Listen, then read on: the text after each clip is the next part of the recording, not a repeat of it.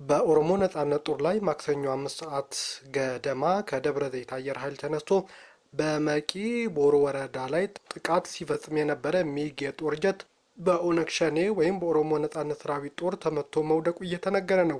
የሚጉ ሁለት ፓይለቶች በፓራሹት ከወረዱ በኋላ የአየር ኃይል ሄሊኮፕተር መጥቶ ህይወታቸው እንዳዳነም ተሰምቷል።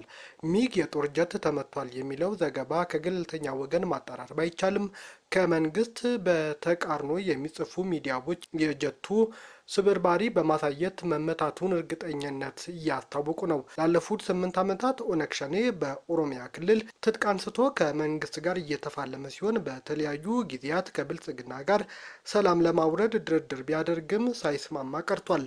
በኦሮሚያ ክልል ለሚፈጸሙ እገታዎች እና የሰዎች ግድያ በተደጋጋሚ መንግስት ኦነግ ሸኔን ተጠያቂ የሚያደርግ ሲሆን በተለይም በኦርቶዶክስ እምነት ተከታዮች ላይ የሚፈጸሙ ጥቃት ዋነኛ ተጠያቂ ኦነግ ሸኔ ነው ሲልም መንግስት በተደጋጋሚ ይወነጅላል።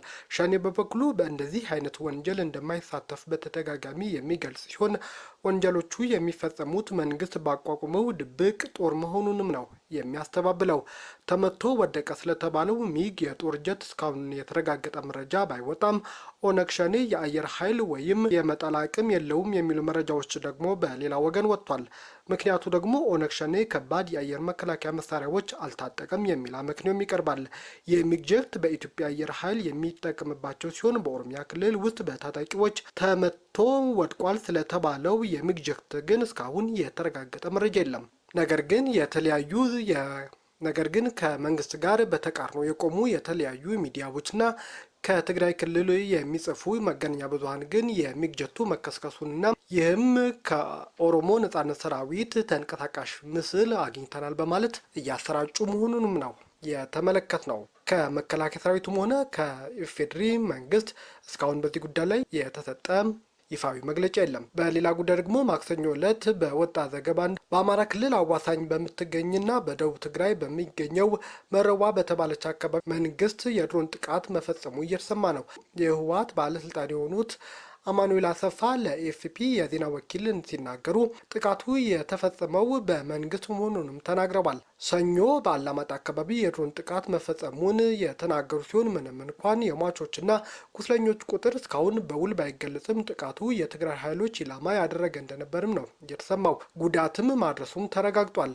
አቶ አማኑኤል አክለውም አንድ የሁለተኛ ደረጃ ትምህርት ቤት በጥቃቱ መመታቱንም የተነገረ ሲሆን በዚህ ትምህርት ቤት ውስጥ ከፍተኛ ቁጥር ያላቸው የህወሓት ታጣቂ ኃይሎች መኖራቸውንም ተሰምቷል። በዚህ በኩል ውንጀላ ላይ የመከላከያ ሰራዊት እስካሁን የሰጠው ምላሽ ባይኖርም ዛበሻ ግን የፌዴራል ኃይሎች በመርሃዋ ሃይስኩል ጥቃት መፈጸማቸው አስታውቋል።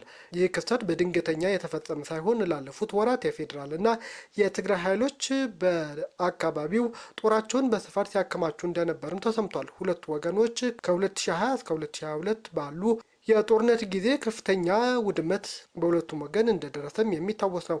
አሁን ላይ ውጥረቱ ይበልጥ በትግራይና በአማራ ክልል አዋሳኝ አካባቢዎች እየጨመረ መምጣቱ የሚያሳዩ ምልክቶች እየወጡ ሲሆን ህወሓትም ነሐሴ 1 ቀን በሰሜን ምዕራብ ትግራይ ከሱዳን ድንበር አቅራቢያ በፌዴራል ኃይል በተለይ በመከላከያ ሰራዊት ጥቃት ደርሶብኛል ሲልም ወንጅሎ ነበር። መንግስት ስለዚህ ግጭት በይፋ እስካሁን ድረስ የሰጠው ማብራሪያም የለም።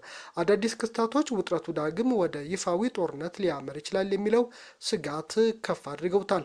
ወደ 6 ሚሊዮን የሚጠጋ ህዝብ መኖሪያ የሆነችው ትግራይ በህወሓት ኃይሎችና በአካባቢው ሚሊሻዎች እንዲሁም በኤርትራ ወታደሮች በተደገፈው መከላከያ ሰራዊት ለ2 ዓመታት በተካሄደ ደም አፋሳሽ ጦርነት ከፍተኛ ጉዳት ደርሶበታል። የአፍሪካ ህብረት ግምት እንደሚያሳየው ከሆነ በዚህ ጦርነት 600,000 የሚሆኑ ሰዎች ሳይገደሉ እንዳልቀረም ተነግሯል። አሃዙ ከዚህ ሊበልጥ እንደሚችልም ነው የተነገረው። ጦርነቱ በህዳር 22 በተፈረመው የፕሪቶሪያ የሰላም ስምምነት ለመቋጨትም ተችሎ ነበር። የተፈናቀሉ ዜጎች መመለስና የህወሓት ኃይሎች ትጥቅ ማስፈታት ሙሉ በሙሉ ያልተጠናቀቀ ሲሆን የድንበር ይገባኛል ጥያቄ ውዝግብ በአሁኑ ሰዓት በአማራና በትግራይ ክልል መካከል በተደጋጋሚ የሚሰማው ጉዳይ ነው።